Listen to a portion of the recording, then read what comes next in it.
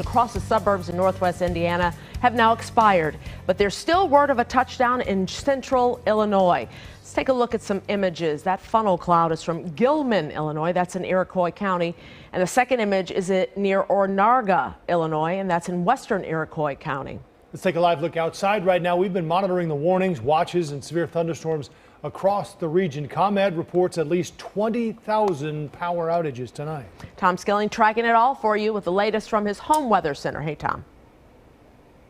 Yes, indeed. Micah, I'm here with Demetrius Ivory and Bill Snyder. We're continuing to watch the situation. It's decidedly quieter. And by the way, we're going to show you some incredible shots of these towering thunderheads that were visible from our southern suburbs in particular. But there's the radar.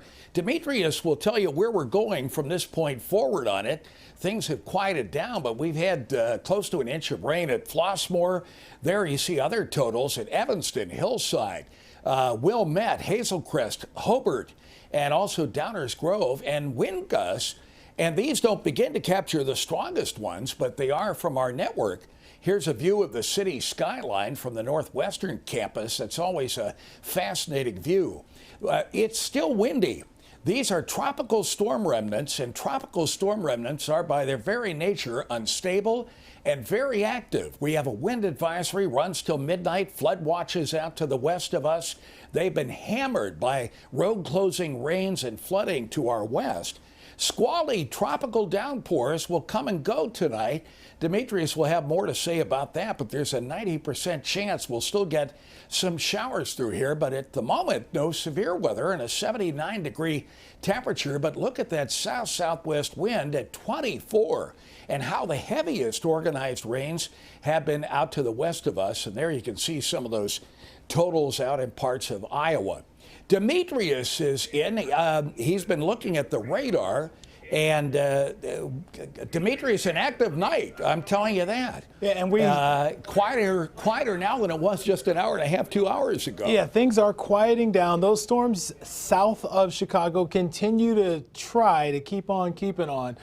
We do have a number of thunder cells to tell you about. And I say thunder cell, it's almost a misnomer because we have had very little thunder and lightning. I'm sure Tom will touch on that in a moment. All right, so first off, we have this cell, which continues. We've been monitoring this one. Did show some rotation actually a moment ago, but it was more larger scale rotation, no tornado warning associated with it. Right now you're looking at the radar detection. This is the velocity.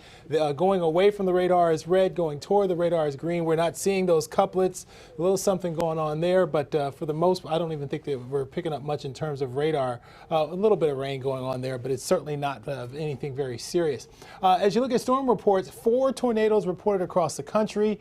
That Iroquois County one that we do have pictures of, that was this evening, right before 7 p.m. and a wind gust of 74 miles per hour in Cook County earlier today at Rosemont. Here's your computer model forecast into tonight, and I think the model is really overdoing the potential for rain lingering into tonight. I think we're almost beginning to shut this thing off, dare I say that, but we're expecting to see showers and thunderstorms decrease. They'll weaken very quickly or just move out of the area, and then into tomorrow we do run the risk of showers, maybe some thunderstorms, but certainly nothing like today. Tom, it looks like the worst of this is already behind us. Back to you.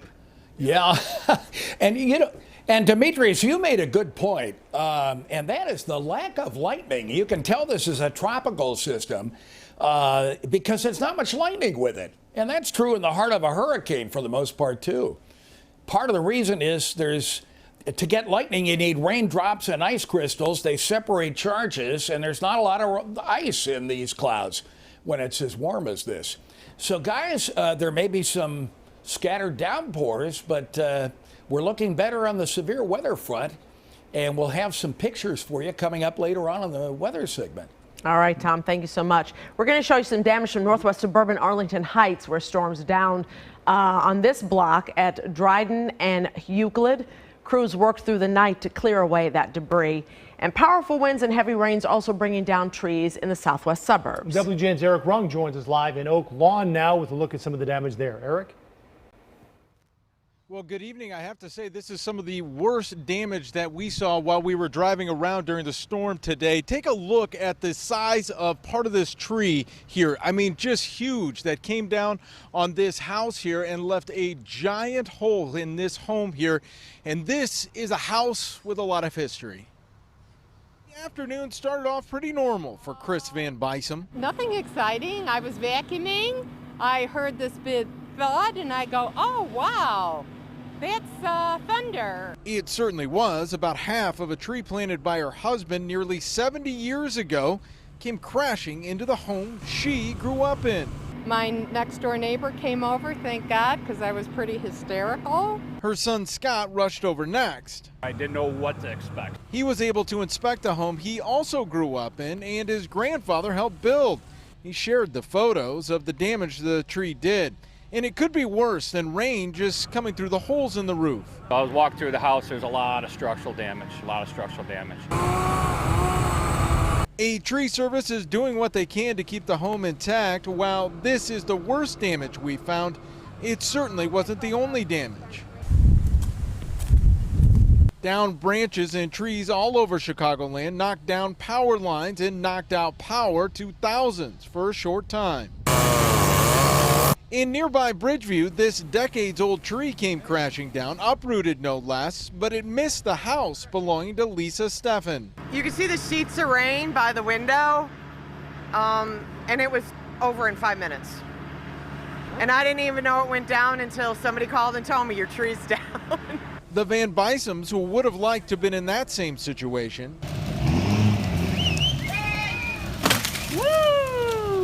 instead, they have to wait. Not only to see if the roof can be fixed, but if the house can be saved.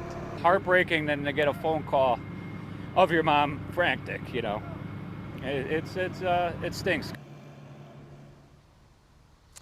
And that's kind of an understatement. Now, I did just speak with the owners once again here. They say that they do have a roofer coming out to at least get a tarp on the roof, but the structural integrity of the home still needs to be checked out. We're live in Oaklawn. I'm Eric Rung, WGN News.